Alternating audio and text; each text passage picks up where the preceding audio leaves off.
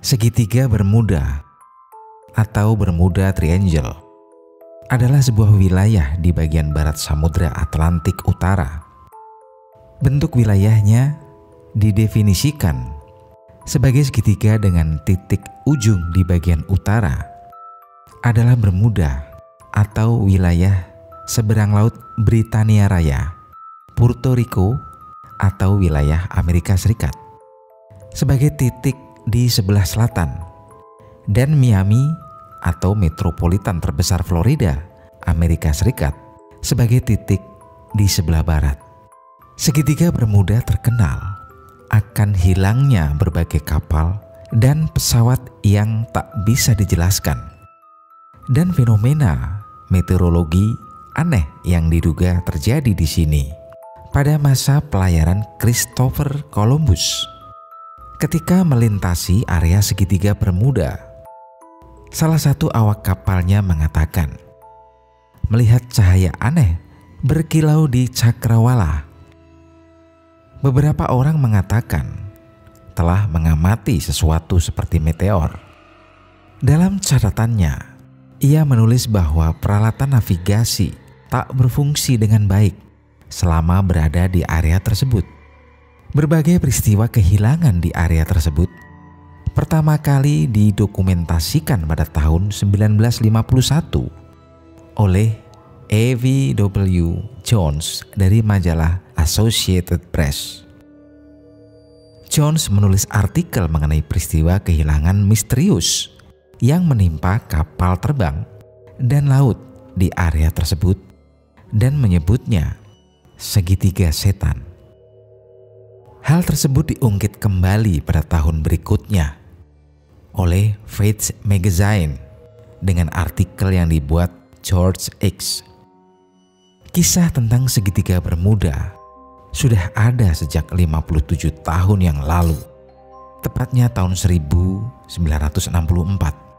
Vincent Geddes menyebut area tersebut sebagai segitiga Bermuda yang mematikan. Area ini juga disebut sebagai segitiga setan dan sering dibahas dalam ribuan film, buku, dan dokumenter sepanjang beberapa dekade. Lalu apa yang menarik perhatian dari segitiga Bermuda ini? Misteri lama belum terpecahkan hingga saat ini. Ketertarikan akan segitiga Bermuda bermula dari serangkaian kejadian menghilangnya kapal laut dan pesawat yang tak dapat dijelaskan.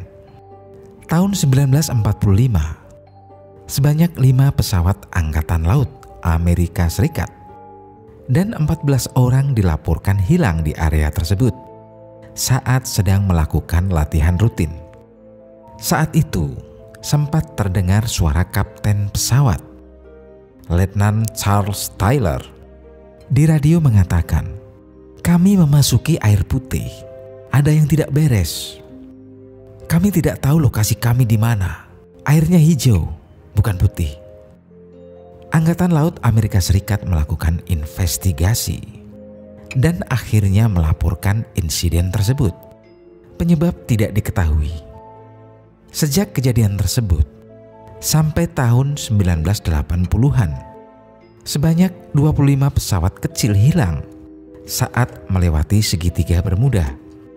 Mereka tidak pernah terlihat lagi dan tak ada puing yang pernah ditemukan. Alhasil, cerita ini menarik perhatian publik. Beberapa orang memberikan berbagai penjelasan berlebihan bahwa ada kekuatan paranormal atau supranatural. Ada juga yang mengaitkan alien atau makhluk gaib yang tinggal di kota bawah laut yang hilang atau Atlantis dengan kejadian tragis tersebut. Fakta bahwa hasil laporan resmi menyebutkan penyebab yang tak diketahui semakin menambah ketertarikan. Berpikir kritis berdasarkan berbagai penjelasan di atas, kita harus bertanya diri sendiri. Jika kita tak tahu apa yang menjadi penyebab atas suatu hal, atau jika suatu hal tersebut misterius, apakah kita harus mencari jawaban dari sisi paranormal seperti hantu atau roh, atau supranatural, sihir atau keajaiban, bagi beberapa orang akan melakukan itu. Mereka merasa penjelasan itu yang menarik. Inilah yang terjadi selama beberapa dekade pada insiden di segitiga Bermuda. Akan tetapi, ketika kita mencoba mempelajari tentang peristiwa ini dan tak langsung mengambil kesimpulan, penyebabnya terlihat lebih sederhana. Kita ambil contoh hilangnya Charles Taylor dan 5 pesawat yang kemudian diselidiki oleh Angkatan Laut Amerika Serikat. Investigasi tersebut menemukan bahwa saat mulai gelap dan cuaca berubah, Taylor membawa pesawat menuju lokasi yang salah. Taylor juga mempunyai pengalaman hilang saat terbang. Dia telah 2 kali diselamatkan di Laut Pasifik. Angkatan Laut sendiri sudah memahami apa yang sebenarnya terjadi, bahkan sebelum kejadian menghilang. Namun insiden itu akhirnya disimpulkan sebagai tak diketahui penyebabnya, karena ibu Taylor yang tak ingin menyalahkan putranya atas apa yang terjadi. Bersikeras bahwa jika Angkatan Laut tak bisa menemukan bangkai pesawat, maka mereka tak bisa menentukan apa yang sebenarnya terjadi. Tak ingin menyalahkan Taylor, Angkatan Laut pun setuju dengan alasan tersebut. Sebagian besar pilot dalam insiden masih dalam pelatihan. Artinya, mereka tidak mengetahui bagaimana menggunakan semua kendali dalam pesawat selama terbang di malam hari atau cuaca buruk dengan baik. Tidak hanya itu, pesawat yang sedang diterbangkan juga diketahui akan tenggelam dalam waktu setidaknya 45 detik jika mereka mendarat di air. Dan apabila pesawat tenggelam di lautan luas, meskipun kejadian ini sangat langka di masa ini, seringkali tak akan ditemukan lagi. Ini benar adanya bahkan sampai saat ini, meskipun ada peningkatan teknologi pesawat dan metode pencarian penyelamatan. Misalnya, hanya ada sejumlah puing kecil dari pesawat Malaysia Airlines MH370 yang hilang pada tahun 2014 bisa ditemukan. Meninggalkan mitos lama saat ini, pesawat besar sering melintasi segitiga Bermuda dan tak ada yang menghilang. Kita pun bisa melacak penerbangan di area tersebut langsung secara daring. Faktanya, dari pertengahan 1940 hingga 1980-an, lebih banyak pesawat kecil yang jatuh di daratan Amerika Serikat dibandingkan di segitiga Bermuda. Namun karena mereka jatuh di daratan dan puing-puing pesawat bisa ditemukan, maka tak dianggap misterius. Lebih lanjut, jumlah kapal dan pesawat yang dilaporkan hilang di kawasan segitiga Bermuda tak jauh lebih besar dibandingkan di area laut lain. Terkadang, ketika sebuah peristiwa sulit dijelaskan, kita akan lebih tergoda untuk mengatakan disebabkan oleh aktivitas paranormal atau supranatural. Tetapi jika 1000 pesawat terbang melalui segitiga Bermuda dan kita bisa menjelaskan apa yang terjadi pada 990 pesawat, apakah 10 yang lain harus kita sebut sebagai kasus supranatural? Tentu saja tidak. Hal yang dapat kita katakan adalah kita tak mengetahui secara pasti apa yang terjadi, dan kita harus mencoba untuk mempelajari lebih lanjut. Kadang ketika kita belajar lagi, misteri tersebut akan terungkap.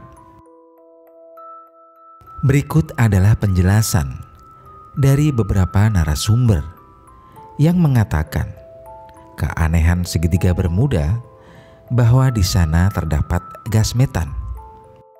Dianggap kapal yang hilang di sana telah melampaui batas kargo. Pangkalan UFO, tempat berkumpulnya para setan golongan jin atau istana setan. Dan ada yang mengatakan bahwa di sanalah terletak telaga air kehidupan yang sanggup membuat awet muda dan panjang umur. Peta tempat-tempat yang mengandung gas metana. Perusahaan asuransi laut Lloyd's of London menyatakan bahwa segitiga Bermuda bukanlah lautan yang berbahaya dan sama seperti lautan biasa di seluruh dunia, asalkan tak membawa angkutan melebihi ketentuan ketika melalui wilayah tersebut. Penjaga pantai mengkonfirmasi keputusan tersebut. Penjelasan ini dianggap masuk akal, ditambah dengan sejumlah pengamatan dan penyelidikan kasus. Penjelasan lain dari beberapa peristiwa, lenyapnya pesawat terbang dan kapal laut secara misterius, adalah adanya gas metana di wilayah perairan tersebut. Teori ini dipublikasikan untuk pertama kali tahun 1981 oleh Badan Penyelidikan Geologi Amerika Serikat. Teori ini berhasil diuji coba di laboratorium dan hasilnya memuaskan beberapa orang tentang penjelasan yang masuk akal seputar misteri lenyapnya pesawat-pesawat dan kapal laut yang melintas di wilayah tersebut. Menurut Bill Dillon dari US Geological Survey, air bercahaya putih itulah penyebabnya. Di daerah segitiga Bermuda, tetapi juga di beberapa daerah lain sepanjang tepi pesisir benua, terdapat tambang metana. Tambang ini terbentuk kalau gas metana menumpuk di bawah dasar laut yang tak dapat ditembusnya. Gas ini dapat muncul secara tiba-tiba dari dasar laut retak. Air yang dilalui gas ini mendidih sampai terlihat sebagai air bercahaya putih. Blowout serupa yang pernah terjadi di Laut Kaspia sudah banyak menelan anjungan pengeboran minyak sebagai korban. Regu penyelamat yang dikerahkan tidak menemukan sisa sama sekali. Mungkin karena alat dan manusia yang menjadi korban tersedot pusaran air dan jatuh ke dalam lubang bekas retakan dasar laut. Kemudian kita akan membahas tentang kembal laut dan gelombang besar. Teori ini mengatakan gesekan dan goncangan di tanah di dasar lautan Atlantik menghasilkan gelombang dahsyat, dan seketika kapal-kapal menjadi hilang kendali dan langsung menuju dasar laut dengan kuat hanya dalam beberapa detik. Adapun hubungannya dengan pesawat, maka guncangan dan gelombang kuat tersebut menyebabkan hilangnya keseimbangan pesawat serta tak adanya kemampuan bagi pilot untuk menguasai pesawatnya. Gravitasi atau medan graviti terbalik, anomali magnetic gravity, dan hubungannya dengan apa yang terjadi di segitiga Bermuda. Sesungguhnya kompas dan alat navigasi elektronik lainnya di dalam pesawat pada saat terbang di atas segitiga Bermuda akan goncang dan bergerak tidak normal.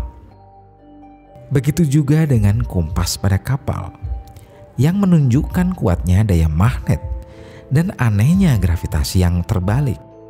Kemudian yang berikutnya adalah pangkalan UFO.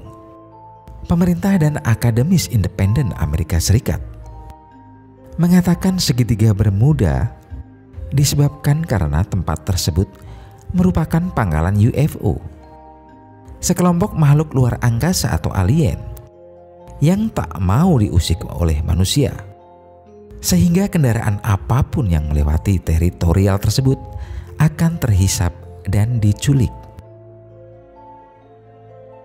Ada yang mengatakan bahwa penyebabnya dikarenakan oleh adanya sumber magnet terbesar di bumi yang tertanam di bawah segitiga Bermuda, sehingga logam berton-ton pun dapat tertarik ke dalam.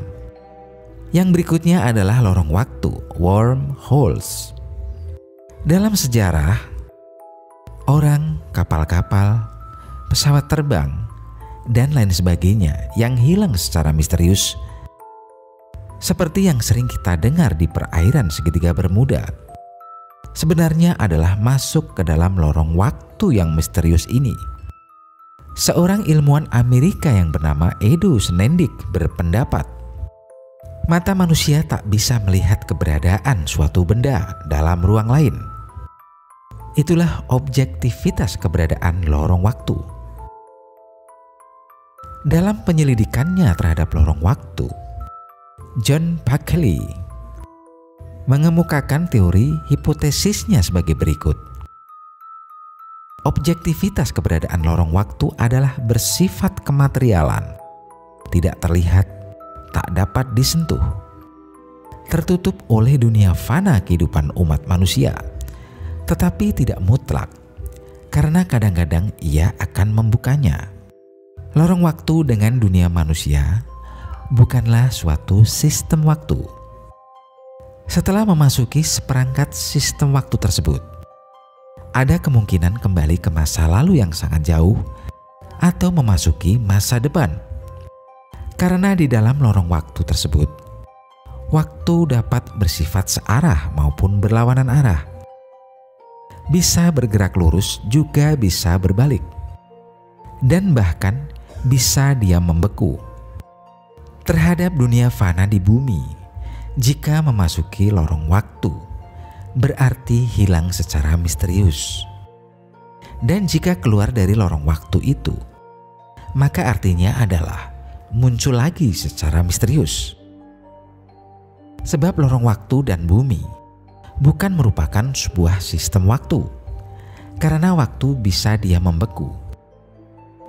Meskipun telah hilang selama 3 tahun, 5 tahun, bahkan 30 atau 50 tahun.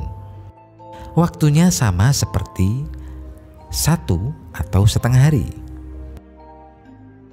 Meskipun beberapa teori dilontarkan, tetapi tidak ada yang memuaskan, sebab munculnya tambahan seperti benda asing bersinar yang mengelilingi pesawat sebelum kontak dengan menara pengawas terputus dan pesawat pun lenyap.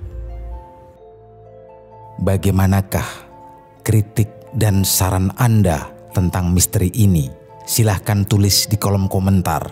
Dan jangan lupa tekan tombol subscribe dan nyalakan loncengnya agar kalian tidak ketinggalan kisah-kisah menarik selanjutnya dari Saka Nagari.